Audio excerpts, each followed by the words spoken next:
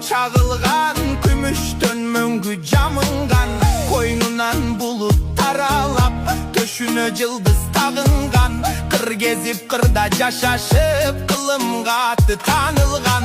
Ак калпактын үлгүсү ала тоодон алынган. Эң чоң эпос Манаска дүйнөнүн эли багынган. Ыйлап чыкпай баласы, ырдап чыккан карындан. Ысык көл кыргыз жүрөгү, суу куйган булак тамырдан. Манасы менен Чыңгызын мактаныч кылган кыргызым.